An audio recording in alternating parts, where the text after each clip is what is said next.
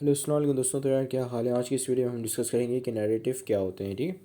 So it is a passage और sentence that contains a chronological order of related events. ठीक है। अब देखो ये एक ऐसा सेंटेंस होता है या पैसेज होता है जिसमें क्रोनोलॉजिकल ऑर्डर हो। ठीक है। क्रोनोलॉजिकल ऑर्डर मतलब कि एक सीक्वेंस में इवेंट्स मेंशन्ड हो। ठीक है कि यानी कि पहले ये हुआ, उसके बाद ये हुआ, ठीक है, फिर ये हुआ। तो इस तरह करके जो सीक्वेंस में एक इवेंट्स रिलेटेड इवेंट्स जो कि आपस में एक दूसरे से रिलेट करते हो, तो इससे इवेंट्स अगर एक पैसेज के अंदर आपको नजर आए तो समझ जाए कि ये पैसेज जो है वो एक नैरेटिव है। ठीक है। नैरेटिव मैं सिंपली इन शॉर्ट और काफ़ी सिंपल भाषा में बता रहा हूँ कि नैरेटिव में सिंपल ये होता है कि आपको एक क्रोनोलॉजिकल ऑर्डर में या क्रोनोलॉजिकल सीक्वेंस में आपको चीज़ें मिल रही होती हैं कि अगर लेट्स सपोज एक बंदा है, वो आया, उसने खाना खाया, फिर उसने पानी पिया। ठीक है। फिर खाना खाने और पानी पीने के बाद वो वॉक पे गया और फिर उसने कैलोरीज बर्न की, और कैलोरीज बर्न करने के बाद लेट्स से कि उसने उसको काफ़ी मतलब भूख लगी। तो इस तरह करके कुछ इवेंट्स होते हैं जो कि आपस में एक दूसरे से लिंक्ड करते हैं, पहली बात। और दूसरा ये कि एक ऑर्डर या एक सीक्वेंस में वो इवेंट्स मेंशन होते हैं उस पैसेज के अंदर।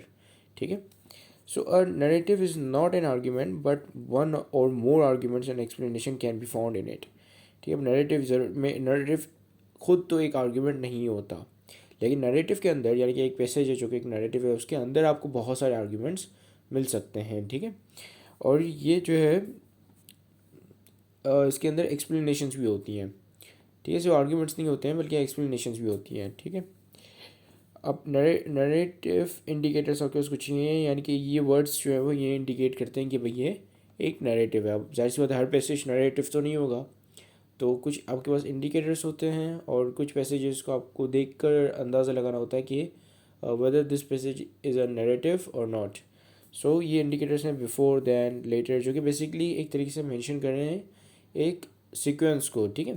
प्रीवियसली ये हुआ, फ्यूचर में ये होगा, तो इस तरह का जो सीक्वेंस हो उसको आप नैरेटिव कहोगे। ठीक है। After, until, since, when, during, while, तो बेसिकली ये सब क्या है, ये सब टाइम बता रहे हैं, एक तरीके से टाइम को मेंशन कर रहे हैं कि भाई ये वाला टाइम था, कल का दिन था, परसों का दिन था। ठीक है।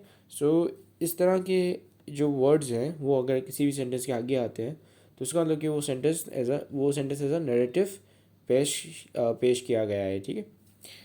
यहाँ पे मेरे पास एक एग्जांपल है। Anwar went to play football, Anwar गया फुटबॉल खेलने। आफ्टरवर्ड्स, ठीक है, तो ये यहाँ पे एक इंडिकेटर आपके पास आ गया, तो इसका मतलब कि ये वाला सेंटेंस जो होगा इसके आगे जो सेंटेंस आएगा वो एक नरेटिव है। ठीक है। Afterwards he took shower and then, दूसरा एक आपके पास एक इंडिकेटर आ गया। ठीक है। सो ये वाला सेंटेंस यहाँ पे ख़त्म हुआ, ये एक नरेटिव है, यहाँ पे दूसरा नरेटिव आपके पास आ गया। Then he got ready for gym. ठीक है। और फिर यहाँ पे एक तीसरा तीसरा आपके पास इंडिकेटर आ गया नरेटिव का।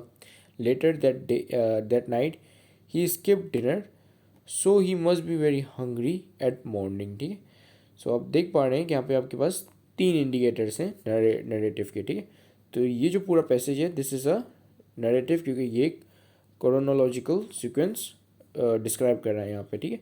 तो यहाँ पे आपको पूरा मतलब एक तरीके से आइडिया हो रहा है कि किस टाइम उसने क्या क्या चीज़ें की।